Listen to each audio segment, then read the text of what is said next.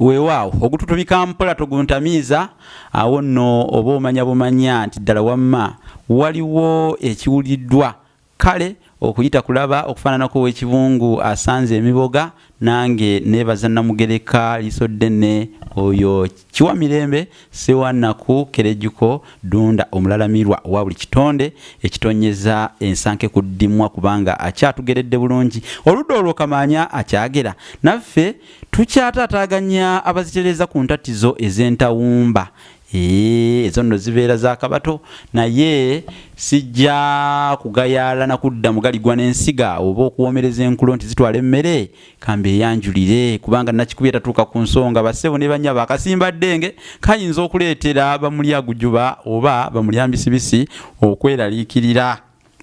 ate agalwa ku mutwe gatikira engule kati mmanyi nti mmwe mwesunze nnyo era mulindiridde mufaananako oli walutta alinda omuddo gw'omulusambu kale musisibo Sajofre Munabusiro nkonge ya muvule nantagwira kyeya kimu kiwoolo munyogwavu atalina mazita lyandisava kubandi mwana wabambejja omukenkufu mu lulimi Oluganda era Saabasonyi wa Luka Luwomya okwetolola Sengendo Nabulamu wano ku Olusange Online TV obanga gwe mulundi gwo ogusookedde ddala okutweyungako sooka okooneko ku peesi erimyufu osubscribinge kona ne kukade akada ako buduwoka kuonako kintu kikulu kubanga baba bajja kukujjukizanga okomewo nga tutaddeyo emisomo olabe oyige kale toleka nsonga eyo ng'erengejja okufaananako olulimi lw'ekidde todda mu kugayaala mu nnyama kubanga ate Yesupu awola bassebo ne bannyabo ekyo nkibagambye n'okugabanako ne bannaffe emisomo egyo gye mulaba kintu kikulu kubanga bangi twagala bamanye awali akagga wagwana kasumbyo ntambudde ne muganda wange Frank ku kamera nga bulijjo era yali amabega wa kamera bassebo ne bannyabo tukola butufuba nnyo mu ngeri ya butalekana nga akalulwe ku nnyama oba essonko ne kovu kulaba nti nno tubatuusaako ebyensonga era ebinovu ddala ate ebinyonyontuvu kale nammwe muwagire emirimu gino gwe ne bwoba toguze buguzi kitabo kino sikubanga abamu mugambwe ekitabo kino kya bbeeyi mpulira ennaku ng'omuntu agamba nti ekitabo kino kya bbeeyi kyokka bwakigula agenda kukisoma byeyana bisiibo bwino si kintu kya muzannyo bassebo ne bannyabo ekitabo tekiwandiikika nyina muganda wange ye Kalyango manyi yabadde ambuuza nti kyatwala bbanga ky'okuwandiika ekitabo kino ne mugamba myaka 15 ne yeewuunya 15 naye nze nkikuguza emitwalo 10 ate zenteekamu ze nnyingi kati ogenda kukisoma abaana bakisome abazzukulu bakisome tekina gye kiraga bwino tasiimuuka kakati newo batoguze kitabo ekyo kya mitwalo 10 Olusange ekyenkulaze oyinza okugamba nti basajja bano bategana kale kanteekeko ka airtime oba kale data kamugule kubanga tukozesa ne data airtime transport byonna byetaaga obuvujjirizi bwammwe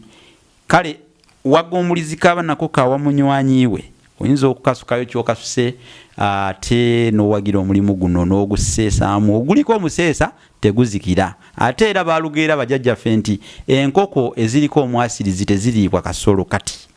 nze ogwo omupiira ngusambye enguziza wammwe kirowoozeeko bwobanga ddala olulimi olwagala era olulumirirwa oyinza okubaako engeri gye weekuba munda muli mu mutima gwo oba mu bisenge byagwo olulimi Oluganda nebigunjiddwa ku mulembe Omutebi kitabo kya mitwalo 3 ate ne wabaawo effumbekero ly'ebisoko kya mitwalo 3 waliwo Bassekabaka b'ensi muwawa nakyo kya mitwalo 3 Olusange ekyomukimanyi nnyo mitwalo 10 gyokka awo Franka Media bakuba ebifaananyi ebirungi ku mikolo bakwata video ennungi ate bw'obanga beetaze ntuukirira nze nja kukutuusaawo bulungi nnyo ku kakalabizo lyabwe ku 0784 ate line ku WhatsApp bwoba oli bwerwa gwanga tekako akabonera akagatta 256 oba +256 781 599 343 olwo nno bintu bikutambulire kinnawadda ebintu wamma ogambe nti ddala nze neeyolodde nzikuse mirembe naawonga ngalamidde anti analaba enkuba asooka benda nno so eyeeganya omunya talekaawombayo kati kansumulule ku ekisoko ekirala olwaleero kyembaleetedde olukwogera olwa Ssenkoole. Okwogera olwa Ssenkoole kino kisoko kitegeeza okwogera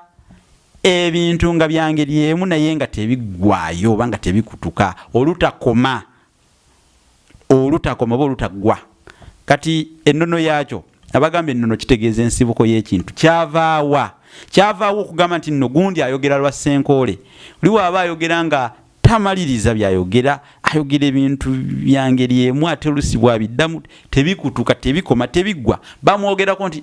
ayogera lwa Ssenkoole kyo naye ayogera lwa Ssenkoole olaba bwayogera olwa Ssenkoole ng'omutaka w'e Buwaate. Ssenkoole kituufu yali mu Mbowa yabeeranga Buwaate. Ssenkoole ono yayatiikira nnyo ku mirembe emisuuna egyokubiri Emiteesa n'Emyanga egyokubiri. Ssenkoole ye yayokyanga abantu abatiitiizi mu kutabaala.